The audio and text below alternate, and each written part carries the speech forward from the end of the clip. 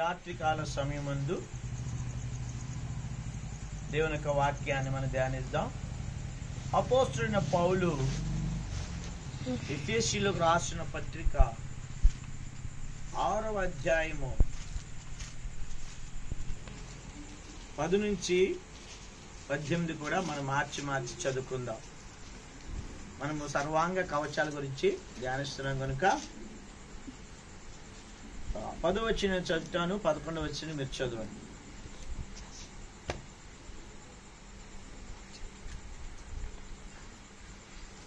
తుదకు ప్రభు యొక్క మహాశక్తిని బట్టి ఆయన యందు బలవంతులయుండుడి.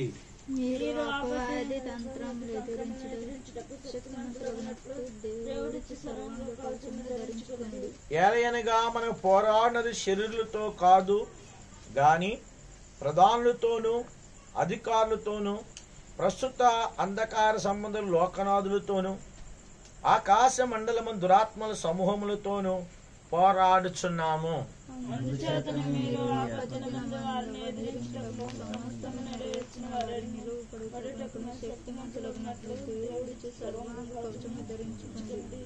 ఎలాగనగా మీ నడుమునకు సత్యమును దట్టి కట్టుకుని నీతిను మైమరువు తొడుక్కుని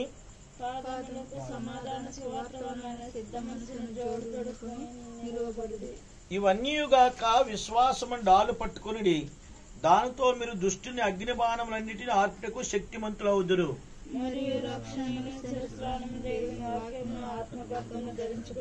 ప్రార్థన చేసుకుందాం. దేవుడు చేరువచ్చిన మనతో మాట్లాడినట్లు సహాయం కొరకే ప్రార్థన చేసుకుందాం. మా తండ్రి, జీవాధిపతి అయిన మా దేవా, మా రక్షణకు కారణభూతులకు తండ్రి, మీకు వందనాలు చెల్లిస్తూ మీ పాదం ఎద్దకు వచ్చాం.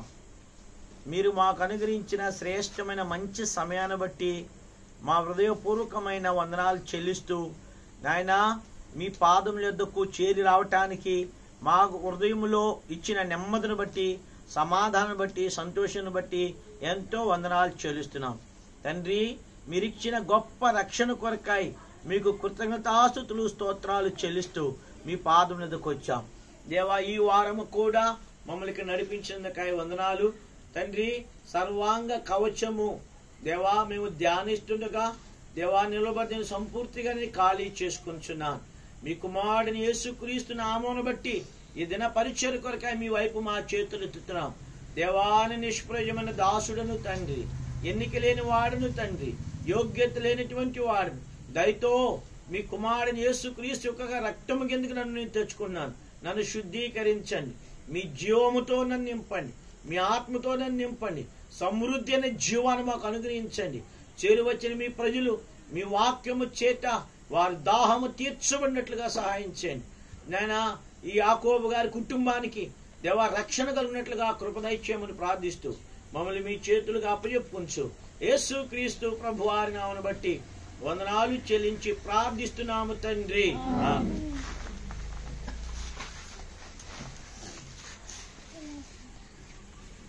మనము దేవుడిచ్చినటువంటి సర్వాంగ కవచమును గురించి మనం ధ్యానిస్తా ఉన్నాం. పౌలు ఎఫెసీ సంఘానికి ఒక దేవుని బిడ్డ ఎలాగుండాలో రాస్తూ వచ్చాడు. రక్షించబడిన ప్రతి విశ్వాసి కూడా ఎవరండి? సైనికుడు. గడిచిన దినాల్లో మనము చూసాం. ఏం చూసాము? ఒక సైనికుడు మనం చూసాం. ఇప్పుడు మనం ధ్యానిస్తా ఉన్నాము. చూడండి, ఏంటిది? సైనికుడు కదా. ఈ సైనికుడు ఏమేమి కలిగి ఉన్నాడు? ఎన్ని వస్తువులు కలిగి ఉన్నాడు? 6 వస్తువులు కలిగి ఉన్నాడా? ఒకటి ఏంటండి? శిరస్త్రాణము, రెండవది డాలు, మూడవది ఖడ్గము, నాలుగవది మైమరుపు, 5వది దట్టి, 6వది ఏంటి? షూ. అయితే షూ వేసుకోవాలి. అయితే ఈ 6టిని 6 విధాలుగా అపోస్తులైనటువంటి పౌలు దాన్ని చెప్పాడు. రక్షణను దేంతో పోల్చాడంటే శిరస్త్రాణముతో పోల్చాడు. రక్షణ దేంతో పోల్చాడు? శిరస్త్రాణం అంటే హెల్మెట్ తో పోల్చాడు. కాబట్టి డాల్ను దేంతో పోల్చాడు? విశ్వాసంతో పోల్చాడు. ఖడ్గాన్ని దేంతో పోల్చాడు? వాక్యంతో పోల్చాడు. మైమరుపు అంటే ఇక్కడ నుంచి ఇక్కడికి ఉండే దానిని మైమరుపు అంటారు. ఈ మైమరుపు దేంతో పోల్చాడు? నీతితో పోల్చాడు. తర్వాత ఈ బెల్ట్ ని దేంతో పోల్చాడంటే సత్యమను దట్టితో పోల్చాడు. తర్వాత ఈ షూస్ దేని పోల్చాడంటే సువార్త వల్ల సిద్ధ మనసును జోడు. రైట్. కాబట్టి గడిచిన 2 వారాల్లో దేంతో మొదలు పెట్టాం మనం ఇక్కడ? మొట్టమొదటి వర్తమానం దేని గురించి అమ్మా? కీర్తన చెప్పండి. శిరస్త్రాణం. ఈ శిరస్త్రాణం అంటే ఏంటి? రక్షణ. ఈ రక్షణ అనేది ఎవరి వల్ల వస్తుందని చెప్పుకున్నాం? ఎవరి వల్ల కలుగుద్ది? యేసుక్రీస్తు ప్రభువారి వలన తప్ప ఎక్కడ కూడా రక్షణ పొందలేరు కదా. యేసు నామములోనే ఏముందనుకున్నా. రెండవదిగా గడిచిన దినాల్లో ఏం చూసాము? విశ్వాసాన్ని మనం చూసాం. ఏం చూసాము? విశ్వాసం. కాబట్టి విశ్వాసమునకు కర్త ఎవరు? ఎవరికైనా మీరు చెప్పకండి. గడిచిన వారం చూసాం. ఏమనుగుతాం? ఎవరమ్మా? విశ్వాసమును కర్తయు దాన్ని కొనసాగించు ముగించువాడు ఎవరు? యేసు ప్రభువారు. ఎవరండి? యేసు ప్రభువారు. చూడు, చదువుకున్న మీకంటే సువార్తమే అంత చక్కగా చెప్తుంది. అది గుర్తుపెట్టుకోవాలి. కాబట్టి విశ్వాసమును కర్త ఎవరు? యేసు ప్రభువారు కదా. కాబట్టి విశ్వాసం ఎన్ని చూసాం? 5 చూసాం కదా. ఏం విశ్వాసాలు చెప్పండి? అవిశ్వాసము, అల్ప విశ్వాసము, ఆవగింజ విశ్వాసము, అమూల్యమైన విశ్వాసము, అతి పరిశుద్ధ. వెరీ గుడ్, సూపర్ చెప్పావు. ఇది అతి పరిశుద్ధ విశ్వాసం కదా. కాబట్టి ఈ 5 విశ్వాసాల్లో దేవుడు ఈ అమూల్యమైనటువంటి విశ్వాసాన్ని ప్రశంసించాడు. తర్వాత అతి పరిశుద్ధమైన విశ్వాసం ఉంటే కట్టుకుంటాం. మన యొక్క విశ్వాసంతో కట్టబడతాం. ఈ అమూల్యమైన విశ్వాసము ఎక్కడి నుంచి ప్రారంభమవుద్ది? శ్రమల్లో నుండి ప్రారంభమవుద్ది. ఇందులో నుంచి? శ్రమల్లో నుంచి ప్రారంభమవుద్ది. కాబట్టి ఆ శ్రమల్లో దాన్ని విశ్వాసం దేంతో పోల్చాడంటే నశించిపోవచ్చున శుద్ధ సువర్ణము. సువర్ణం అంటే ఏంటి? అడుగుతామ్మా, చెప్పరా? సువర్ణం బంగారు. ఏంటండి? బంగారు. నశించిపోద్ది. బంగారం ఏమవుద్ది? ఒక దినాన్న నశించిపోద్ది. ఆ నశించిపోవచ్చినటువంటి బంగారాన్ని ఆ కంసాలకి మనం ఇచ్చినప్పుడు ఆ కంసాలు దాన్ని ఏం చేస్తాడు? బాగా కాలుస్తూ ఉంటాడు. నీటిలో పెడతాడు, మళ్ళీ నిప్పులో పెడతాడు. అతను అనుకున్నది బాగా అయ్యే వరకు కూడా కొడతాడు, తర్వాత సాగదీస్తాడు, ఇవన్నీ చేస్తాడు. కానీ కాచును బట్టి వాళ్ళ లాభం ఏంటి అంటే దానిలో ఉన్న మలినం పోద్ది. ఏం పోద్దండి? మలినము పోద్ది, మెరుస్తా ఉంటుంది. అడుగుతాము గారు మనకి ఎందుకులే అమ్మ, చూడ్డా విను. అత్తగారి కాళ్ళ నొప్పి మనకి ఎందుకు? విను, వాక్యం విను. అయితే ఇప్పుడు 2 మనం చూసాము.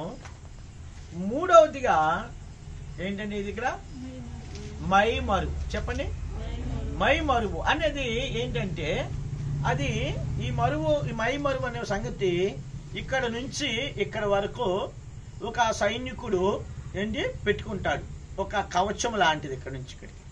ఈ మైమరువు వల్ల లాభం ఏంటి చెప్పండి? ఏంటి లాభం? ఈ యొక్క కత్తితో గుండెల మీద పొడవకుండా ఇది కాపాడుతుంది. తర్వాత పట్టులో పొడవకుండా కాపాడుతుంది. అంటే ఎటువంటి బాణమైనను, ఎటువంటి చూడండి బల్యము నేను పొడవకుండా ఏం చేస్తుంది? కాపాడబడుతుంది. కత్తితో కూడా కాపాడబడుతుంది. అంటే ఒక విశ్వాసి రక్షించబడిన తరువాత మనం ఏం కలిగి ఉండాలి? మూడవది నీతి కలిగి ఉండాలి. ఏం కలిగి ఉండాలమ్మా? గడి చెప్పాలి నాకు. గడి ఇంకా నీతిని కలిగి ఉండాలి. ఏ నీతి? యెషయా గ్రంథంలో భక్తుడు ఏమన్నాడంటే మా నీతి క్రియలనియు మురికి గొడ్డలు కదా, మురికి గుడ్డలు. కాబట్టి ఈ మురికి గుడ్డలు ఎవరైనా వేసుకుంటారా? మన నీతి క్రియలు. అయితే రోమాపత్రిక 3వ అధ్యాయంలో బైబిల్ ఏం చెప్తుందంటే తెలుసా? నీతిమంతుడు లేడు, ఒక్కడును లేడు. మరి భూమి మీద నీతిమంతులు ఎవరూ లేరు. భూమి మీద ఎవరు లేరండి? నీతిమంతులు లేరు. మరి నీతి అని మైమరుగు మనకి ఎలా కావాలి అని అంటే, లూకాసు వార్తలో 23వ అధ్యాయంలో మనం చూస్తే యేసుక్రీస్తు ప్రభువారు సిలువ వేయడానికి 22, 23 అధ్యాయాల్లో మనం చూస్తే సిలువ వేయడానికి తీసుకుని వచ్చారు. పిలాతు తీర్పు తీరుస్తా ఉన్నాడు. ఆ సమయంలో పిలాతు భార్య ఒక వర్తమానాన్ని పంపింది. ఏ వర్తమానాన్ని పంపింది? గడి చదువు, గడి చదవాలి. దొరకలేదా? నాకు దొరకదు. లూకాసు వార్త లూకాసు వార్త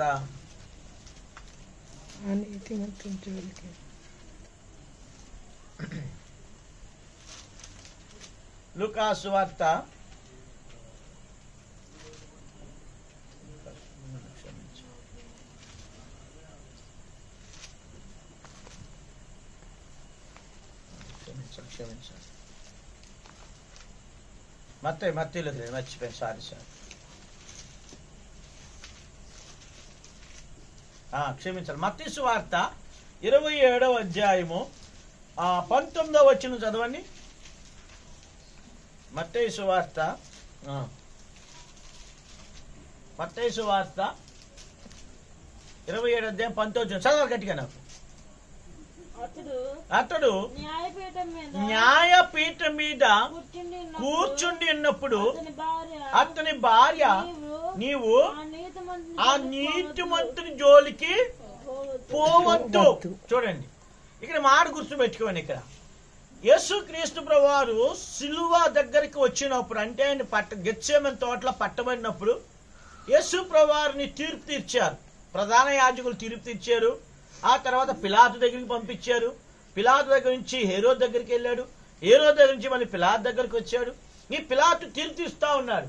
ఈ తీర్పు తీరుస్తున్న సమయంలో చూడండి, ఒక నీతిమంతుడైనటువంటి దేవుడు యేసుక్రీస్తు ప్రభువారు ఆయన ఎలాగుండు, ఒక నేరస్తులో ఒకడిగా ఎంచబడ్డాడంట. నేరస్తుల్లో ఒకడిగా ఎంచబడ్డాడు. కాబట్టి నేరస్తులు మనం, నీతి లేని వాళ్ళు నేరస్తులు, పాపం ఉన్నవాళ్ళు నేరస్తులు. కానీ ఏ పాపం ఎరుగని యేసుక్రీస్తు ప్రభువారు ఏ పాపం, అందుకే బాప్తీసం ఇచ్చి యోహాను యేసు ప్రభువారి గురించి ఏం చెప్పారు? సాక్ష్యం ఇచ్చాడు. ఇదిగో లోక పాపములు మోసుకుని పోవు దేవుని గొర్రె పిల్ల. ఎవరండి యేసు ప్రభువారు? యాకోబు గారు గొర్రె పిల్ల మోసుకుని పోవడానికి వచ్చింది. కాబట్టి బైబిల్ ఏం చెప్తుందంటే యేసు ప్రభువారి గురించి, ఆయన పవిత్రుడు, నిర్దోషియు, కల్మషం లేనివాడు, పాపుల్లో చేరక ప్రత్యేకంగా ఉన్న దేవుడు, ఆకాశ మండలము కంటే హెచ్చైన దేవుడు. ఆ దేవుడు ఈ దినాన్న ఈ లూకాసు వార్త, మత్తయి సువార్తకు వచ్చేటప్పటికి నేరస్తుల్లో సంఖ్యలతో బంధించబడి యేసు ప్రభువారు ఆయన్ని మౌనంగా అక్కడ నిలిచారు. ఇప్పుడు పిలాతు ఎక్కడున్నాడు? న్యాయపీఠం మీద కూర్చున్నాడు. ఏమండి, అసలైన న్యాయపీఠం ఎక్కడుంది? పరలోకంలో ఉంది న్యాయపీఠం. ఆ న్యాయపీఠం మీద దేవుడు కూర్చున్నప్పుడు అప్పుడు ఉంటుంది ఒక్కొక్కడి సంగతి. ఏమండి, అందుకే మన సియోని గీతాల్లో ఒకటి ఉంది, న్యాయపీఠము నీ ముందున్నది, కూర్చున్నదెవరు? చూడు, చూడండి, కూర్చున్నదెవరు చూడు. కానీ ఈ న్యాయపీఠం వేరు కదండి. తీర్పు తీర్చే న్యాయపీఠాలు ఉండే ఇక్కడ అన్యాయం తీర్చేస్తాడు. డబ్బు ఎవరిస్తాడు? అన్యాయం తీరుస్తాడు. కానీ పరలోకంలో ఒక న్యాయపీఠం ఉంది. ఆ న్యాయపీఠం మీద దగ్గర దేవుడు ధవళ సింహాసనం మీద కూర్చున్నప్పుడు ప్రతి వాడు వరుసలో నిలబడతారంట. అయితే ఆ న్యాయపీఠం దగ్గరికి ఎవరండి? అందరు నిలబెడతారు. వాని క్రియల చోటు ప్రతిఫలం పొందుతారు. కానీ భూమి మీద ఈ పిలాతు న్యాయం తీర్చడానికి పీఠం మీద కూర్చున్నాడు. కూర్చున్న సమయంలో ఆయన భార్య వర్తమానం పంపేసింది, అయ్యయ్యా ఆ నీతిమంతుని జోలికి నువ్వు వెళ్ళొద్దు. ఎవరిని సాక్ష్యం ఇచ్చింది? యేసు ప్రభువారిని చూడలేదు ఆమె, యేసుక్రీస్తు ప్రభువారి గురించి విన్నది. ఇప్పుడు యేసుక్రీస్తు ప్రభువారు పట్టబడ్డారని విన్నది, యేసుక్రీస్తు ప్రభువారిని సిలువేయడానికి తీసుకొస్తున్నారని విన్నది. ఆమె ఎవరు?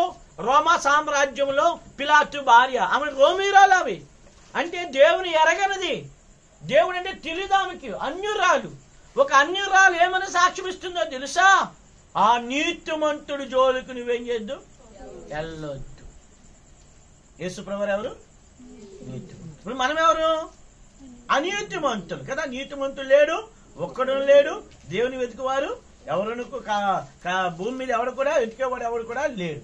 కానీ లూకా సువార్త చివరిలో కూడా అరిమతపు యోసేపు గురించి చెప్పబడింది. నీతి చూడండి ఎలాగన్నాడంటే, అరిమత యోసేపు లూకా సువార్త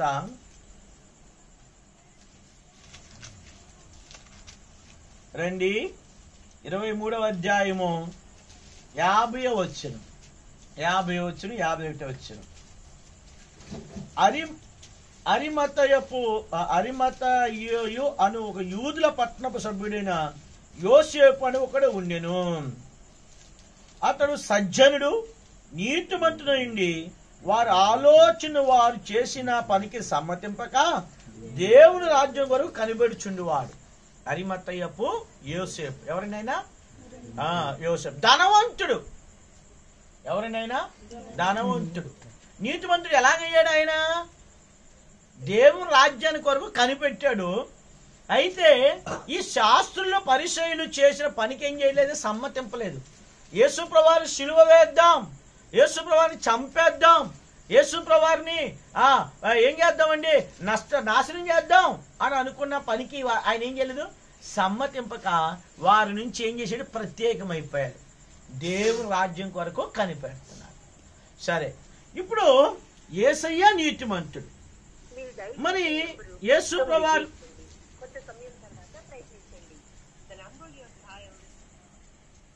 యేసుక్రీస్తు ప్రభువారి యొక్క ఈయన అరిమత యోసేపు కూడా నీతిమంతుడే. అంటే యేసు ప్రభువారి నీతి వేరు, ఈ నీతి వేరు. అయితే ఈయన ఇతను ఏం చేయాలి, నీతిని కలిగి ఉన్నాడు. కానీ దేవుడే నీతి అయి ఉన్నాడు. కలిగి ఉండడం వేరు, అవటం వేరు. ఆయన అసలు నీ పరిశుద్ధత దేవుడు కలిగి ఉన్నాడా? దేవుడు పరిశుద్ధుడై ఉన్నాడా? ఆయన పరిశుద్ధత కలిగి లేడు, అంటే మనం కలిగి ఉన్నాం. ఆయన పరిశుద్ధుడై ఉన్నాడు. ఆయన ఏమై ఉన్నాడు? పరిశుద్ధుడై ఉన్నాడు. అంతే. ఆయనలోనే పరిశుద్ధత వచ్చింది, ఆయనలోనే వెలుగు వచ్చింది, ఆయనలోనే నీతి వచ్చింది, ఆయనలోనే మార్గం వచ్చింది, ఆయనలోనే సత్యం వచ్చింది. కాబట్టి ఇప్పుడు మనం నీతిమంతులు ఎలా చేయబడతాం? యేసుప్రభువారు ఎవరు? నీతిమంతుడు. ఇప్పుడు ఏమన్నాడు? నీతి అని మైమరుపు తడుకుకొనుడి అన్నాడు. ఈ నీతి మైమరుపు ఎలాగొస్తుంది? ఆయన ఏం చేశాడు? నీతిమంతుడై ఉన్నాడు. ఎవరు? యోసేపు. ఈ యోసేపు ఎందుకు నీతిని కలిగి ఉన్నాడంటే, ఒకటి శాస్త్రులు పరిచయులతో కలవక యేసుక్రీస్తు ప్రభువారిని సంహరించడంలో కుట్ర చేశారు కనుక ఆ కుట్రలో పాలు పొందక, ఎవరు బాబు మీరు కొంతమంది చూడండి, మనం ఏం చేస్తామంటే, ఒరే ఎవరినన్నా ఉదాహరణ ఎవరైనా వచ్చి అయ్యే యాకోబు గారు కిరణ్ కొట్టేద్దామని అని అనుకోండి. యాకోబు గారు ఏమనుకోండి మనసులో, అయ్యి బాబోయ్ నా నష్టం కొడితే తప్పు. అప్పుడు ఏమంటాడు? వెళ్ళలేదనుకోండి నాటోడు ఏమంటాడు? బాబు నువ్వు వెళ్తే వెళ్ళు, నేను రానురా అంటాడు. నువ్వు వెళ్తే ఎల్లురా, నేను రానురా అంటాడు. అలాగునా వారు ఏమన్నారంటే ఆయన సమ్మతించలేదు. యోసేపు ఏం చేయలేదు? అరిమత యోసేపు సమ్మతించలేదు. వద్దొద్దు, నేను ఆ పాపను పాలిపొందను, నేను ఆయన జోలికి నేను రాను అని చెప్పి నేను దేవుని రాజ్యం కనిపెట్టాను. ఇప్పుడు ఆయన నీతిని కలిగి ఉన్నాడు. అయితే ఇప్పుడు మనము నీతిని ఎలా కలిగి ఉండాలి అంటే, రోమాపత్రికలో పౌలు జ్ఞాపకం చేశాడు. రండి, రోమాపత్రిక 3వ అధ్యాయం. అసలు నీతి ఎలాగొస్తుంది? రండి, 3వ అధ్యాయం. 3వ అధ్యాయము 20వ వచనం చూడండి. ముందు 20వ వచనం చదవాలి. ఏలయనగా ధర్మశాస్త్ర సంబంధమైన క్రియల మూలముగా ఏ మనుషుడును ఆయన దృష్టికి నీతిమంతుడని తీర్పు తీర్చబడడు. అంటే ధర్మశాస్త్ర ప్రకారముగా, అంటే దాన ధర్మ వ్రత పూజ పురస్కారాల ద్వారా ఏ మనుషుడు ఏం చేయబడ్డు? ఏదో ధర్మం చేసేస్తే ఆ అడుక్కున్నాడు వచ్చాడు మన ఇంటికి పుణ్యం వచ్చేస్తుంది. ఏమండి, చేసిందంత పాపం చేసేసి వెళ్ళి ఏదో గుళ్ళ గోపురాల్లో కోట్లు పడేసామనుకో వచ్చేద్దండి? పోదు పోదు. కానీ అంటే ఏ మానవుడి క్రియల వల్ల నీతిమంతుడిగా ఏ మనుషుడు తీర్చబడడు. కానీ ఎలా తీర్చబడతాం మనము? రండి 22వ వచనం. అది యేసుక్రీస్తునందలి విశ్వాసమూలమైనదై నమ్మువారందరికీ కలుగు దేవుని నీతి అయి ఉన్నది. చూసారా, ఈ నీతి ఎవరి నీతి? మనుషుడి నీతి కాదు, నీతి లేని. అందుకే పాట ఉంది కదా, నీతి లేని బ్రతుకుల్ నీ యందు స్థిరమాయెను,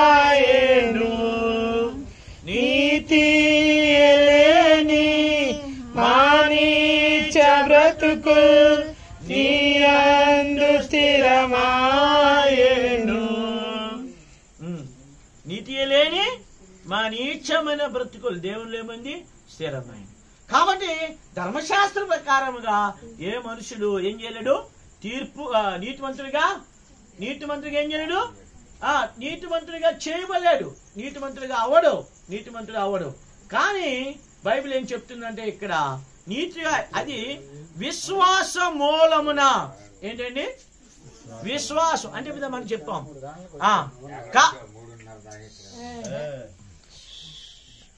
కాబట్టి ఇక్కడ దేవుని వాక్యంలో చూస్తే, బాబు కొంచెం వెళ్ళండి తర్వాత మాట్లాడు. కాబట్టి ఇక్కడ కలిపి కూర్చోండి తర్వాత మాట్లాడుతున్నారు. కాబట్టి ఇక్కడ దేవుని వాక్యంలో మనం చూస్తే దేవుని మూలముగా, ఎవరి మూలంగా? విశ్వాసం మూలముగా మనకు దేవుడు నీతి అయినాడు. దేవుడే నీతి. ఇప్పుడు అరమతి యోసేపు దగ్గరికి వెళ్ళి నీ నీతి అయ్యా అంటే ఇస్తాడా? ఇవ్వడు.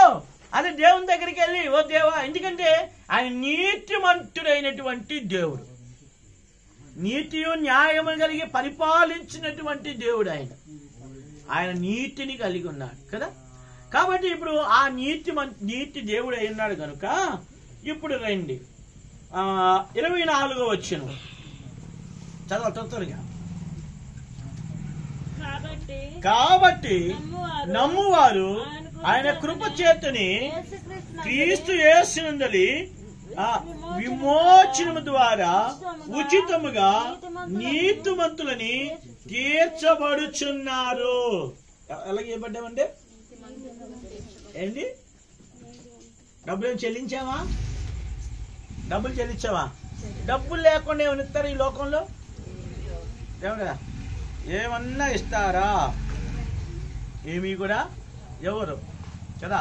నీళ్ళు తాగాలంటే డబ్బులు, టీ తాగాలంటే డబ్బులు, హాస్పిటల్కి వెళ్ళాలంటే డబ్బులు, ఆటోలు ఎక్కాలంటే డబ్బులు, ఇంకా టిఫిన్ చేయాలంటే డబ్బులు, తర్వాత ఏదైనా ఇంట్లో అమ్మా నాన్నకి పని చేయాలంటే కూడా లంచం డబ్బులు. నాకు ఇది కొనిపిస్తా అది కొనిపిస్తావా?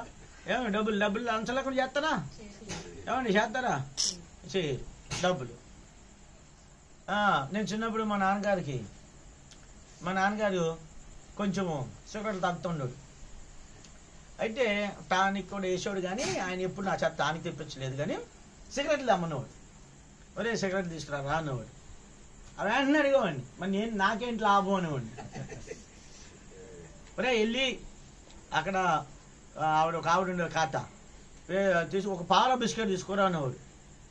నేనేం చేసేవాడిని, ఒకసారి పాల బిస్కెట్ బదులు 2 బిస్కెట్లు తినేసేవాడిని. మా నాన్నగారి దగ్గర రాసుకొని అనేవాడిని. చూసారా? కాబట్టి అన్నిటికీ లంచమే. కానీ రక్షణ పొందడానికి, నీతిని పొందడానికి అంత ఇది ఉచితం. రక్షణ ఉచితమే, పరిశుద్ధాత్మ ఉచితమే, నీతి కూడా నీతిమంతులుగా చేయడం కూడా ఉచితమే. ఇప్పుడు రక్షించబడిన మనము చూడు, శిరస్త్రాణము రక్షణ, విశ్వాసము డాలు. అంటే రక్షణ పొందిన వారు విశ్వాసములో నీతిమంతులుగా తీర్చబడతారు. ఇప్పుడు మైమారువు అయితే ఇప్పుడు నీతిమంతులుగా తీర్చబడ్డాం కదా మనము. ఈ నీతిమంతులుగా తీర్చబడినటువంటి మనము ఈ నీతిని ఏం చేయాలి? కాపాడుకోవాలి. ఏం చేయాలండి? ఎలా కాపాడుకోవాలి? ఇప్పుడు మనం దగ్గర చూసాం అరిమతయపు యోసేపు. ఈ అరిమతయ యోసేపు బైబిల్ ఏం చెప్తుందంటే సజ్జనుడు. చదువురా మాట ఉంది, ఏముంది? చదివాం కదా ఇందాక.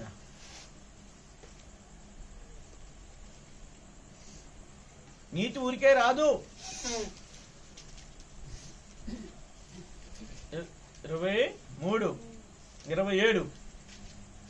27 లోకాసభ చదివాం కదరా.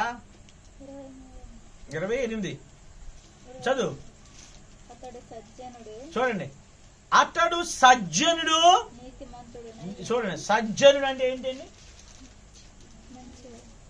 సజ్జనుడు సత్క్రియలు అంటే ఏంటన్నా రూతమ్మ? సత్క్రియలు. మరి వీడు దుష్టురా అంటారు అంటే ఏంటండి? దుర్జనుడు. సజ్జనుడికి వ్యతిరేకం ఏంటి? దుర్జనుడు. అంటే జనుడు అంటే మనిషి, సజ్జనుడు అంటే మంచి వ్యక్తి, మంచి మనిషి. దుర్జనుడు అంటే వీడు దుష్టుడు రా అని అంట. కాబట్టి దుర్జనుడు. కాబట్టి ఇక్కడ ఈ మనుషుడు సజ్జనుడుగా ఉన్నాడు. దేవుని రాజ్యం కొరకు ఏం చేస్తున్నాడు? ఆయన కనిపెడుతున్నాడు. మరి దేవుని రాజ్యానికి వెళ్ళాలంటే నీతి ఒకసారి పొందితే సరిపోద్దా? సరిపోదు. ఆ నీతిని మనం ఏం చేయాలి? కాపాడుకోవాలి. నీతిని ఎలా కాపాడుకున్నాడు? శాస్త్రులు పరిసయ్యులు వచ్చి యేసుక్రీస్తు ప్రభువుని చంపుదాము రా బాబు అన్నారు. ఆయన మరి ధనవంతుడు, ఆయన మళ్ళీ వెళ్ళాలి. ఎందుకంటే ఆయన కూడా వారిలో ఒకడు కనుక ఆయన కూడా ఏం చేయాలి? వెళ్ళాలి. వెళ్ళాడా? వెళ్ళలేదు. అంటే అవకాశం వచ్చినను పాపం చేయడానికి భయపడ్డాడు. చూడండి ఏంటండి? అంటే వాళ్ళందరితో కలిసి వెళ్తేనే వాళ్ళతో సహవాసం చేస్తాడు. ఇప్పుడు నేను రానురా అంటే ఇప్పుడు వాళ్ళందరికీ ఏమయ్యాడు? ఈయన శత్రువు అయ్యాడు. అంటే మనుషులు శత్రువైనా పర్వాలేదు కానీ దేవునికి విరోధముగా నేను పాపము చేయనని చెప్పి ఆయన పక్కకు తప్పుకొని సమ్మతింపక ఏం చేయలేదు. చూడండి, మనం కూడా నీతి క్రియలు మనం చేయాలి. మనము అందుకే నీతి క్రియలు ఎలా ఉంటాయో తెలుసా? రండి, కీర్తనల గ్రంథం 1వ అధ్యాయంలోనికి రండి. 1వ అధ్యాయం 1వ వచనం. ఆలోచన చొప్పున నడవక. తీయాలి అందరూ తీసేయాలి. దుష్టుల ఆలోచన చొప్పు నడవక, పాపుల మార్గం నిలవక, అపహాసకులు కూర్చున్న చోట కూర్చుంది. ఎక్కడ కూర్చుండొద్దనండి? దుష్టుల ఆలోచన ఏమంటారు? దుష్ట ఆలోచన వచ్చిందనుకో, ఇలాగా మనం వెళ్తా ఉంటాం, ఆ పొలం దోసుకుంటే ఎలాగుంటది, ఇది లేకపోతే ఇది ఎలాగుంటది, అది ఎలాగుంటది, ఇంకా అయ్యి ఎలా ఉంటాయి. వెళ్తుంటాం, ఒకటి అంటాడు, రే అక్కడ మా సీతాఫల కాయ ఉందిరా, కోసుకుపోదాం రా అంటాడు. నేను ఒక మాట చెప్తాను. నేను చదువుకున్న దినాల్లో 2వ తరగతి 3వ తరగతి. ఈ 3వ తరగతిలో మేము బయటికి వెళ్తా ఉన్నాం. ఇంటర్వెల్కి కొడతారు కదా, ఇలాంటి స్కూలే. ఇల్లు పక్క, మా ఇల్లు కూడా దాని వెనకతలే. కాబట్టి మా పాస్కి వెళ్ళి ఏం చేశాడు, అదంతా ఊరంతా తిరిగి వచ్చాడు. ఒకడు ఏం చేశాడు, ఆనపకాయ కాసింది. ఆనపకాయ కాస్తే వీడు ఏం చేశాడు, ఎగిరి మా స్నేహితుడు ఆనపకాయ కోసేసి ఏం చేశాడు, మా మాస్టర్ గిఫ్ట్ బహుమతి ఇచ్చాడు. మాస్టర్ అమ్మగారు, ఆవిడ మా పెద్దమ్మే, మా టీచర్ అమ్మగారు. తిట్టి ఎక్కడదరా అంటే మా తోటలోది అన్నాడు. పావు గంట సేపు కూర్చున్నప్పటికి మాటలు చెప్తారు కదా, అంతలోకి ఆయన వచ్చేసాడు, తోట యజమాని. ఏమంటే పంతులమ్మ గారు, ఇప్పుడు అంటే మాస్టర్ అంటారు, అప్పుడు ఏమంటారండి, పంతులమ్మ గారు ఇగో నేను దొంగతనం చేశాడు అని చెప్తే అప్పుడు తెలిసాడు. కాబట్టి దుష్టులు ఆలోచన చొప్పున ఏం చేయకూడదు, నడవకూడదు. రెండవది ఏం చేయకూడదు, పాపుల దగ్గర ఏం చేయకూడదు, నిలవకూడదు. ఒకవేళ పాపుల దగ్గర నిలిస్తే ఏం వస్తాయి, పాపులు చెప్పే మాటలే వస్తాయి, పాప మాటలే వస్తాయి, అంతేనా? ఇప్పుడు వేప చెట్టు దగ్గరికి వెళ్తే వేప గాలి పిలుస్తామా? మామిడి చెట్టుకి వెళ్తే మామిడి దగ్గర ఆ గాలి పిలుస్తామా? ఏమండి? ఏ చెట్టు దగ్గరికి వెళ్తే ఆ చెట్టు గాలే పీలుస్తాం. అందుకని ఉదాహరణకు తాడి చెట్టు దగ్గరికి వెళ్ళి పాలు తాగుతున్నాను రా నాగంటే నమ్ముతారని యాకోబు గారు మీరు ఏమనుకుంటారు? యాకోబు గారే పని మా పాస్టర్ గారు కదా తాగర్లే అనుకోదు కదా. ఇదిరా పాస్టర్ గారు ఎప్పటి నుంచి మొదలెట్టాడు రా అంటారు. ఎందుకని? ఉన్న ప్రాంతం పరిస్థితిని బట్టి. ఆయన తప్పు కాదు, ఆయన వెళ్ళింది నా తప్పు, అంతే కదండి. ఏమండి? ఒక సేవకుడు గారు పాపం లోపల చేసుకుని ఒక సేవకుడి గారు వినాలి, వర్షం వస్తే మనకేంటి? ఎద్రా గ్రంథంలో వర్షం వచ్చినా ప్రజలు ఏం చేస్తారు? తడిచిపోయారు కానీ లెగలేదంట తెలుసా? మనకది వర్షం వస్తే బట్టలు ఎక్కడ ఉన్నాయా అయ్యి ఎక్కడ ఉన్నాయా అని రైట్ కదండి. అది కూర్చోండి. అయితే ఎద్రా ఎక్కడికి ఎక్కడికి వచ్చాను? ఒక దేవుని సేవకుడు పాపం చిల్లర కోసం వెళ్ళాడు కొట్లో. వెళ్తే చిల్లరగా లేకపోతే పక్కన ఏది బ్రాందీ షాప్ దగ్గరికి వెళ్ళి చిల్లర మార్చుకుని వచ్చాడు. ఒక విశ్వాసం చూసారు, సేవకుడు తాగుతున్నారు అని పెద్ద పని పెట్టారు. ఊరే నేను లేనురా తాగలేదురా చిల్లరకి వెళ్ళాను. నమ్ముతారా? అందుకనే నీతికి మనం ఏం కలిగి ఉండాలంటే నీతిని మనం కలిగి ఉండాలి. నీతిని మైమరుపు కలిగి ఉండాలి. నీతి ఏంటి? దుష్టుల ఆలోచన చెప్పడం ఏం చేయొద్దు, నడవద్దు. రెండవది పాపుల మార్గమున నిలవద్దు. మూడవది ఏంటి? పాపుల మార్గం. ఇప్పుడు ఉదాహరణ ఒక సలహా చెప్తారు, ఆదివారమే కదా రేపు ఆదివారం ఉందనగా, ఓ యాకోబు గారు రేపొద్దున 500 ఇస్తాను లేకపోతే 600 ఇస్తాను 700 ఇస్తాను పనికిరా అని అనుకో ఆలోచిస్తారు. ఒక రోజు వెళ్తే 300, కానీ ఆదివారం వచ్చేటప్పటికి ఎన్ని వందలు? 700. కాబట్టి బాగా రెండింతలు. సర్లే దేవుడు ఎక్కడికి వెళ్తాడా? మందిరం ఎక్కడికి వెళ్తాడు. కాబట్టి ఇప్పుడు ఏం చేయాలి? వెళ్ళిపోవాలి కదండి. ఆదివారం శనివారం వస్తారు ఎవరో ఒకడు వచ్చి, అమ్మ శారనమ్మ మెచ్యూర్ ఫంక్షన్కి రామ్మా అని కార్డు ఇస్తారు. ఇక ఆలోచిస్తుంది, వెళ్ళపోతే మా బంధువులు ఏసుకొని క్షమించేసాయా ఏమంటారండి? క్షమిస్తాడు. చూడండి క్రైస్తవులు ఎలా అని తెలుసండి. నేను వంకవారిగూడలో ఉన్నప్పుడు కొత్తలోనండి బూడిద గుమ్మడికాయ కాసేది 10-15 కాయలకు పైన కాసేది. అప్పుడు దేవరక్క లేదు, దేవరక్క ఏమో సిస్టర్స్ మీటింగ్కి అక్కడికి వెళ్ళింది, మీటింగ్కి వెళ్ళింది. నేను బయటికి వెళ్ళి వచ్చే లోపల మన చర్చిలో ఒకడు గుమ్మడికాయలన్నీ కోసేసాడు. ఒరే ఏంట్రా అలా చేసావు అని బాగా తిట్టేశాను. నాకు బాధ వచ్చేసి, అడక్కని కోయకూడదు కదా, ఎంత మనోళ్ళైనా మంది రోజు అడక్కని కోయొచ్చా? కోయకూడదు. కాబట్టి నేను చాలా మాట తిట్టేశాను. అప్పుడు యవనంలో ఉన్నాను కదా, తిట్టేశాను. తిట్టేసేటప్పటికి మళ్ళీ బాధ వచ్చి కోసుకుపోరా అన్నాను. పోయిన తర్వాత ఆడంటాడు, ఇవన్నీ అమ్మి రేపు దశంభాగం తెస్తాను మీకు అంటాడు. క్రైస్తవులు కూడా పాపం చేసేదాన్ని ప్రార్థన చేస్తారు, ప్రభావ బాగా చేయాలి అని. ఇలాంటి క్రైస్తవ దరిద్రులు కూడా ఉన్నారు. ఏమండి? ఇప్పుడు సారంగా మేము అనుకున్నాం, ప్రభావ నన్ను క్షమించే, రేపు మా బంధువులు ఏమనుకుంటారు, మీరు ఏమనుకోరు, మీరు కనికరగల దేవుడివి, దయగల దేవుడివి, క్షమించడానికి సిద్ధమైన మనసు దిగల దేవుడివి, కాబట్టి ప్రభావ నన్ను క్షేమంగా తీసుకురా అని ప్రార్థన చేస్తాం. కాబట్టి మనం చాలా జాగ్రత్తగా ఉండాలి. ఎన్ని వచ్చినా దేవుని దినాన్ని ఏం చేయాలి? మనం గనపరచాలి. కాబట్టి మూడోది ఏమన్నాడు? ముందు దుష్టాలు చొప్పున నడవద్దు, పాపుల మార్గం నిలవద్దు, అపహాస్యకులు చోట కూర్చుండవద్దు. అపహాస్యులు మన కొంతమంది అపహాస్యం చేస్తారు ఊరికే. మన పరిస్థితులు బట్టి ఏం చేస్తారు? హేళన. అపహాస్యం అంటే హేళన, నవ్వులు ఆటలు ఇచ్చుగా నవ్వులు మనల్ని అందరి ముందు చనుబుస్తూ ఉంటారు. అలాంటి దగ్గర చూడండి, ప్రజలు అలా గుమ్ము కొడతారు, చక్కగా నవ్వుతూ ఉంటారు. అక్కడ కూర్చొని వద్దు అన్నాడు. కానీ ఏం చేయమన్నాడు? దేవుని ధర్మశాస్త్రం అనగా దేవుని వాక్యాన్ని ఆనందించుచు దివారాత్రము దాన్ని ధ్యానించువాడు దాన్ని ఏం చేయాలి? దేవుని వాక్యాన్ని. వాక్యం ఎందుకు చదవాలి? వాక్యం ఎందుకు మనం ధ్యానించాలంటే దేవుడు నీతి అయి ఉన్నాడు. ఆ వాక్యం నీతిగల మాటలు కాబట్టి ఆ నీతిగల మాటలు మన లోపలికి వెళ్తే మనం కూడా నీతిమంతులు అవుతాం కదా. ఇప్పుడు ఇంజక్షన్ లోపలికి వెళ్ళింది అనుకోండి, ఏమండి, నేను ఒకసారి టైఫాయిడ్ జ్వరం వచ్చింది నా చిన్నప్పుడు. మేడ తిరిగిపోతుంది, చచ్చిపోతాను అనుకున్నారు. ఎవడు ఎన్ని పట్టుకున్నా సరే తిరిగిపోతుంది, ఇలా తిప్పినా సరే తిరిగిపోతుంది. అయిపోయింది ఆ పరిస్థితి అనుకున్నాను. ఎల్లగాని డాక్టర్ గారు ఒక డొక్కలో ఒక ఇంజక్షన్ ఇచ్చాడు, దెబ్బకి మత్తు ఇంజక్షన్. ఏమైపోయింది? దెబ్బకి రియాక్షన్ ఎగిరిపోయింది.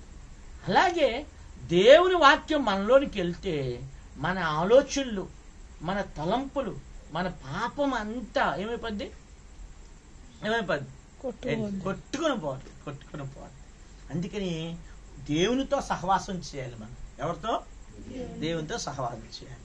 ఒక ఆయన చెప్పాడు, 10 మేకుల్లో కొత్త 9 మేకులు ఏమండి తుప్పెట్టిన మేకుల్లో 10వ మేకు స్టీల్ మేకు వేసావు, ఏమవుద్ది? అవుద్దా లేదా? సరే, 9 స్టీల్ మేకుల్లో ఈ తుప్పట్టిన మేకు కూడా వేసావు, ఏమవుద్ది? అది కూడా తుప్పు పడతా ఉంటాయి. చూసారా? అంటే ఒక్కటైనా సరే, ఒక్కటి ఉంటే చాలు మన జీవితంలో నష్టపోతాం. అయితే చిన్న పాపం. అయితే దేవుని వాక్యం ఏం చెప్తుందంటే, దేవుని వాక్యాన్ని ఏం చేయాలి? దివారాత్రము ధ్యానించాలి. అప్పుడు అతడు చేయనిదంతయు ఏమవుద్దండి? ఏ పనైనా సఫలం అవుద్ది. ఎందుకంటే మనకు ముందుగా ఆయన నడుస్తాడు. అతడు చేయనిదంతయు సఫలమగును. ఆ తర్వాత ఏంటి? అక్కడ ఎక్కడ నాటబడతామండి? ఇప్పుడు యాకోబు గారు మొక్కలు వేసాడు. సరే వేసాలా అని వదుకుని పడుకుంటే సరిపోద్ది? యాకోబు గారు ఏం పెట్టాలి? నీళ్ళెందుకు? వద్దు కదా, ఏమండి? కాబట్టి నీటి కాలుల ద్వారా నాటబడినదై ఆకు వాడితే ఏమైపోద్ది? చెట్టు ఫలం వస్తా వాడక తన కాలమందు ఫలమిచ్చు చెట్టు వల్ల అతడు ఏమన్నాడు? అతడు చేయనిదంతయు సఫలమవుద్ది. చూసారా? మనం చేసే ప్రతి పని దేవుడు ఏం చేస్తాడు? సఫలపరుస్తాడు. చూసారా? కాబట్టి ఇక్కడ మనం జ్ఞాపకం చేసుకోవాల్సింది ఏంటంటే, రక్షణ పొందాం, విశ్వాసంలో ఉన్నాం. మూడవదిగా నీతిను మైమరువును మనము కలిగి ఉన్నాం. ఈ నీతిని మైమరువు, నీతి క్రియలు, ఒకప్పుడు నీతి క్రియలు మురికి గుడ్డ పెళ్ళికలే, కానీ మన నీతి క్రియలు జీవించాలి. మన చూపు, మన మాట, మన ప్రవర్తన, ఇతరుల్ని ఏమండి ప్రేమించటము. కాబట్టి నేను మారు మనసు పొందక మునుపు అందరితో దెబ్బలాడేవాడు, చాలా మందితో దెబ్బలాడేవాడు. ఎవరితో నేను ఒకవేళ ఆడితో గొడవ వచ్చిందంటే 2వ సంవత్సరం కాదు, 3 సంవత్సరాలు కాదు, అస్సలు మాట్లాడేవాడు కాదు. నా స్నేహితుడు ఉండేవాడు ఒకడు, వాడితో నాకు గొడవ వస్తే కనీసము ఇప్పుడు మొన్న ఈ మధ్యలో మాట్లాడాను కానీ దాదాపు ఒక 10 సంవత్సరాలు మాట్లాడలేదు. అంటే నాకు కలవలేదు కానీ. అయితే ఒక మార్మోసు పొందిన తర్వాత ఎవరి దగ్గరికి వెళ్ళి, అయ్యా ఒకరితో గొడవ ఆడేది, ఆడి దగ్గరికి వెళ్ళి, అరే నాన్న నన్ను క్షమించరా. ఆడ ఆశ్చర్యపోయాడు, ఈడేట క్షమాపణ అడుగుతున్నాడు. నేను ఏసై నమ్ముకున్నాను, నన్ను క్షమించరా. కాబట్టి 2-3 నేను చెప్పాను. కాబట్టి అవి నీతి క్రియలు. మనుషులతోనూ దేవునితో కూడా ఏం పడాలి మనం? చెప్పండి, సమాధానం. దేవుడు సమాధానం అండి. చాలా మంది ఏమంటారు, దేవుడు క్షమిస్తాడు కానీ క్షమించరండి. యాకోబు గారు ఏం చేయరు? నేను క్షమించను. ఏం చేయరండి? క్షమించకపోతే క్షమించలేని స్థలంలోకి వెళ్ళిపోతాం మనం. రండి, అక్కడ అడుగుతారు ఏసయ్యా, పైనుంచి కింద నుంచి అడుగుతుంటారు, ఏసయ్యా క్షమించు అంటే అక్కడ ఏమంటారు తెలుసా? ఒరే నాయన, నువ్వు భూమి మీద బతుకున్నప్పుడే నీకు క్షమాపణ ఉంది, అయితే నువ్వు ఉండే స్థలంలో క్షమాపణ లేదు. అది ఏ స్థలం? అది ఎక్కడ? నరకంలోకి క్షమాపణ లేదు. చూసారా? క్షమించకపోయినా పరలోకం వెళ్ళాలి, క్షమించకపోయినా పరలోకం. అందుకే దేవుని పిల్లలారా, మనం నీతి అని మైమరువును తొడుక్కుని ఉండాలి. అందుకే మా దేవుడు ఎవరై ఉన్నారు? నీతి అయి ఉన్నాడు. దేవుడు మనకేమన్నాడు? నీతి అన్నాడు. అంటే దేవుని ధరించుకుంటే ఎవరిని ధరించుకున్నట్టు? ఎవరిని ధరించుకున్నట్టు? నీతిని ధరించుకున్నాడు. ఒక సంగతి చెప్పి ముగిస్తా. ఒక ఆయనకి మంచిగా చదువుకున్నాడు, చదువుకుంటే ఉద్యోగం లేదు. పీజీ చేశాడు, పిహెచ్డి అయిపోయింది, తిరిగాడు, ఎక్కడ ఉద్యోగం లేదు. ఉద్యోగం లేకపోతే యాకోబు గారు లాంటి తల్లిదండ్రులు ఏమంటారండి? ఒరే నాయన, ఏ పని ఉద్యోగం రాకపోతే పని చేసుకోరా, అలా ఉండకూడదురా ఖాళీగా అంటారు కదా. సరే ఏం చేశాడంటే కుర్రోడు వెళ్ళి ఒక సర్కాస్ కంపెనీ దగ్గరికి వెళ్ళాడంట. సర్కాస్ కంపెనీ దగ్గరికి వెళ్ళి అక్కడ జూలో ఉంటాయి కదా, ఈ మన పులులు సర్కస్ కంపెనీ పులులు లాంటివి ఉంటాయి కదా, వెళ్ళి అయ్యా మాకు ఏదైనా ఉద్యోగం ఇవ్వండి అన్నాడు. ఆయన అన్నాడంట, ఏ ఉద్యోగం లేదు కానీ ఈ మధ్యలోనే మాకు ఒక కోతి చచ్చిపోయింది, ఆ కోతి వేషం వేసుకుని నువ్వు గెంతు అన్నాడంట. మరి ఏదో కావాలి కదా, అంతే కదా, అంతేనా, ఏదో పని చేయాలి కదా. సరే సార్ ఇవ్వడమని చెప్పి అంటే పిల్లల్ని తీసుకొచ్చినప్పుడు ఆ కోతి ఎలా గెంతుతుంది, ఇక్కడ గెంతుతుంది, అక్కడ గెంతుతుంది, అలా గెంతుతుంది, ఇలా గెంతుతుంది కదా. పిల్లలు ఏం చేస్తారు, చప్పట్లు కొడతా ఉంటారు. అలాగన పాపం ఈ మనుషుడు పాపం అలా చేస్తుంటే ఒక రోజున అంట కోతులా గెంతుతూ పక్కనున్న సింహం బోన్లో పడిపోయాడంట. అది పైన లేదు, పడిపోయాడు. సింహం బోన్లో ఎంత భయంకరం, సింహం బోన్లో పడి బతుకుతురా, వీడికి ఆడిపోతున్నాడంట, ఉడికిపోతున్నాడంట.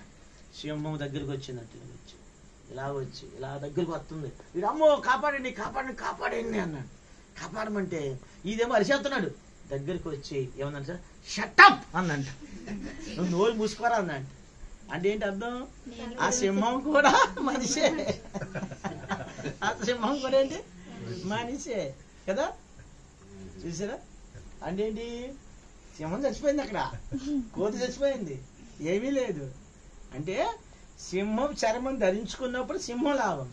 అట్లాగే మనం దేవుని ధరించుకున్నప్పుడు దేవుని నీతిని మనం కలిగి, మనం ఎవరు కలిగి నీతి, అందుకే ఆ నీతిని మైమరి పొన్నప్పుడు శత్రువు చేతి నుంచి మనం ఏం చేస్తారు, దేవుడు మనల్ని కాపాడుతాడు, దేవుడు మనల్ని దీవిస్తాడు. అలా నీతిగా నీ చేతులు ఉన్నప్పుడు దేవుడిని దీవిస్తాడు, నీ కుటుంబాన్ని దీవిస్తాడు, నీ పిల్లలను కూడా దేవుడు దీవిస్తాడు. అందుకనే సర్వాంగ కవచమును మీరు ధరించుకోండి. మీరు మొదటిది ఏంటి చూసాం, రక్షణ శిరస్త్రాణం. రెండోది ఏంటి, విశ్వాసం అనే డాలు. మూడోది ఏంటి చూసాం ఇక్కడ, నీతి అనే మహిమ. నీతి, ఆ నీతి ఎవరి నీతి, దేవుని నీతిని మనకు కప్పుకున్నప్పుడు, దేవుని నీతితో మనం నింపినప్పుడు మనం కూడా ఆ నీతి ద్వారా మనము జీవిస్తాం. అందుకే అబ్రహాం గురించి మనం చూస్తే, అబ్రహాంని ఆదికాండం 15వ అధ్యాయంలో అబ్రహాంతో దేవుడు చెప్పాడు, ఏమన్నాడు, అబ్రహామా నువ్వు పైకి చూడయ్యా అన్నాడు. పైకి చూస్తే ఏం కనపడింది, ఏం కనపడుతుంది యాకోబు గారు, ఆకాశం కనపడింది, ఏం కనపడుతుంది, నక్షత్రాలు కనపడ్డాయి. నీ పిల్లలు లేరు, నీ సంతానం నక్షత్రం వల్ల యాత్రనే అన్నాడు. మనలాంటి వాళ్ళు ఏమంటావు, పిల్లలే లేరు, మా ఆవిడేమో గొడ్రాలు, నా వయసు ఏమో 99కి వచ్చేసింది, నువ్వు ఆవిడ ముసలిదే, ఏంటి ప్రభు అన్నాం. కానీ దేవుణ్ణి అనుమానించాల. మనమైతే ఏం చేద్దామండి, అనుమానిస్తాం. మన షట్రక్ గారు పొద్దు నుంచి తగులుకున్నాడు నాకు, అన్నయ్య గారు మన కారు ఉండాలి అన్నాడు. సరే ఆయన తినడానికి చాలా పోలేదు కానీ కారు ఏంట్రా అన్న, నేను నమ్మాలి కదా మరి నేను. కానీ అబ్రాహం నాలుగోడు కాదు, అబ్రాహం ఏం చేశాడంటే, దేవా నువ్వు చెప్పావు, అందుకే నమ్మాడంట. దేవుడు ఏం చేశాడు, నీతిగా ఎంచాడంట, నీతిగా ఎంచాడు. చూసారా, విశ్వాసం ఎక్కడ తీసుకెళ్ళింది, నీతిలోనికి తీసుకెళ్ళింది. అలాగనే మనం దేవుణ్ణి నమ్మండి, దేవుణ్ణిలో మీరు ఎదగండి. దేవుడు మనకి నీతిగా ఉన్నాడు. ఆ నీతి చేసేవాడు అతడు చేయనిదంతయో సఫలం. అందుకే అబ్రహాం దేవుడు దీవించాడు, ఇస్సాకును దీవించాడు, యాకోబును దీవించాడు. అందుకే ఏ దేవుడైనా అబ్రహాము, ఇస్సాకు, యాకోబుల దేవుడు, ఆ దేవుడు మనకు కూడా ఏమయ్యాడు, దేవుడు అయ్యాడు. అంటే వాళ్ళని దీవించే దేవుడు మనల్ని కూడా దీవిస్తాడు. అయితే మనం ఏం చేయాలి, నమ్మాలి, నీతి మహిమలు తొడుక్కోవాలి. అప్పుడు వాళ్ళని దీవించిన దేవుడు మనల్ని కూడా దీవిస్తాడు. అలాగున చేరువచ్చ మన దేవుడు దీవించును గాక. ప్రార్థన చేసుకోండి, సహకరించండి. మా ప్రియమైన తండ్రి, మీ కుమారుడైన యేసుక్రీస్తు ప్రభువారి నామమును బట్టి వందనాలు చెల్లిస్తూ మీ పాదం ఎదుకు వచ్చాం. అనుగ్రహించిన శ్రేష్టమైన మంచి సమయాన్ని బట్టి వందనాలు. సహోదరుడు యాకోబు గారు, సహోదరుడు కిరణు, కీర్తన, వారికి ఇచ్చిన బిడ్డలు బట్టి వందనాలు. ఈ వారము కూడా తండ్రి ఇక్కడ నాయన కూడికి కలిగి ఉంచిలో ధన్యత బట్టి వందనాలు. ఈ దినాన్న తండ్రి మైమరువు గురించి, నీతిని మైమరువు. దేవా, నీతిమంతుడు లేడు, ఒక్కడు లేడు, అందరూ చెడిపోయారని మీ వాక్యంలో రాయబడింది. అయితే ప్రియమైన ప్రభువా, మీరు ఒక్కడవే నీతిమంతుడు. పిలాతు భార్య చెప్పింది, ఆ నీతిమంతుడి జోలికి నువ్వు వెళ్ళొద్దని. కాబట్టి అయితే నీతి రావాలి అంటే దేవా, మీరు నీతి అయినటువంటి దేవుడు, కేవలము మిమ్మల్ని నమ్ముడు ద్వారా, విశ్వాసం ద్వారా ఉచితముగా నీతిమంతులుగా తీర్చాం. కాబట్టి నీతియే లేని మా నీచ బ్రతుకులు నీ యందు స్థిరమైపోయింది ప్రభువా. మీ నీతితో మమ్మల్ని కప్పావు. కాబట్టి తండ్రి నీతి మైమరుపు మాకు ధరింపజేసినందుకు ఎంతో వందనాలు. కాబట్టి ఈ విధముగా విత్తమైన వాక్యం మీరు ఫలింపచేయండి. అబ్రహాము, ఇస్సాకు, యాకోబులు దీవించేది మమ్మల్ని కూడా దీవించండి. సౌడు యాకోబు గారి కొరకై ప్రార్థిస్తున్నాము. దేవా, ఆయన చేతి పనులు మీరు దీవించండి. రక్షణ తండ్రి నాయన, రక్షణతో మీరు అలంకరించండి. మారు మనసు దయచేయండి దేవా. మీరు రాబో దినాలు మీ కొరకై ఈ బిడ్డను సాక్షిగా ఉంచండి ప్రభా. అనేకులు మీ ఎదుగు తీసుకుని వచ్చే బిడ్డగా సిద్ధపరచమని ప్రార్థిస్తున్నాం. ఆయన ప్రేమించిన బిడ్డలు దేవా, ఉషా తండ్రి, ఉషాకు ప్రభా మొన్న తండ్రి ఆపరేషన్ అవుట్లో మీరు సహాయపడ్డారు. బిడ్డను కూడా మేము చూసాము దేవా. చక్కగా ఆరోగ్యం ఇచ్చినందుకు ఎంతో వందనాలు చెల్లిస్తున్నాం. వారి బిడ్డలు కూడా రక్షణ దయచేయండి. భర్త కూడా రక్షణ దయచేయండి. అలాగే వారి అత్తగారు, మామగారిని జ్ఞాపకం చేసుకోండి. అలాగే మార్త కొరకై మరీ కొరకై ప్రార్థిస్తున్నాం. మార్టిన్ కొరకై ప్రార్థిస్తున్నాం. ఇచ్చిన ఇతర బిడ్డల కొరకై ప్రార్థిస్తున్నాం దేవా. మరియు గవర్నమెంట్ ఉద్యోగం మీరు దయచేయమని ప్రార్థిస్తున్నాం. అలాగే మార్త, అలాగే ప్రభా మస్తాను, వారికి ఇచ్చిన బిడ్డల కొరకై ప్రార్థిస్తున్నాం. సహాయం చేయండి. అలాగే కిరణ్ బట్టి దేవా, అలాగే కీర్తన బట్టి వారికి ఇచ్చిన ఇతర బిడ్డలు బట్టి వందనాలు దీవించండి. ఇంటి చుట్టూ మీ అగ్ని ప్రాకారాలు ఉంచుము. ఇంట్లో మీరు తండ్రిగా, తల్లిగా, స్నేహితుడిగా మీరు ఉండండి. చేరి వచ్చిన ఈ పరిశుద్ధులు మీరు దీవించి ఆస్వాదించండి. తిరిగి వచ్చే వారం మేము ఇక్కడ కలుసుకుని కృపాలు దయచేయండి. తిరిగి మేము వంకవారి గురించి దేవ మందిరానికి వెళ్తున్నాగా మీరు చూడండి. మీరు దేవ ఇచ్చిన కరెంటు బట్టి ఎంతో వందనాలు. ఇచ్చిన వర్షం రాకుండా ఆపినందుకే ఎంతో వందనాలు. మీరు చేసిన ఉపకారాన్ని బట్టి మీకు స్తోత్రాలు చెల్లిస్తూ దేవా, జక్కయ్య ఇంటికి రక్షణ వచ్చినట్లుగా ఇంటికి మీరు రక్షణ దయచేయండి. మీరే ఈ బిడ్డలను దేవ మీ సాక్షార్థముగా తండ్రి మీరు వాడుకోండి.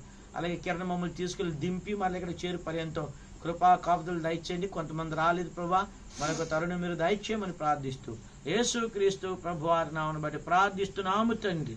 ఆమేన్. మన తండ్రిని దేవుని యొక్క ప్రేమయు, కుమారుడైన యేసు క్రీస్తు కృపయు, పరిశుద్ధ ఆత్మీయ అన్యునితో సహవాసము చేరువచ్చ మనకు తోడేయండి. దేవుడు మనల్ని కాచి కాపాడి భద్రపరచును గాక. ఆమేన్. నిశ్చయముగా నిన్ను ఆశీర్వదింతును. నిశ్చయముగా నిన్ను ఆశీర్వదింతును. నిశ్చయముగా వృద్ధి పొందింతు నానే నీ దేవుడు. నీతిమంతుల ప్రార్థన దేవు ఆలకించును.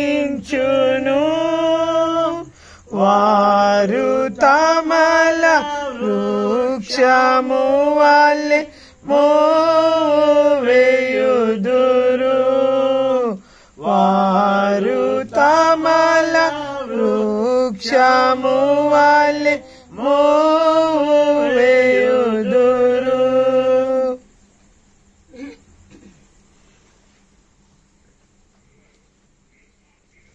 Praise Lord, praise Lord, praise Lord, praise Lord.